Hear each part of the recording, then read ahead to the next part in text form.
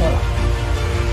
1912 Italy லிபியாவை துருக்கியிடம் இருந்து கைப்பற்றியது. அதைத் தொடர்ந்து 20 வருடங்களாக இத்தாலியின் காலனி ஆதிக்கத்தை எதிர்த்து உமர் முக்தார் இத்தாலிக்கு எதிராக கொரில்லா யுத்தத்தை மேற்கொண்டார்.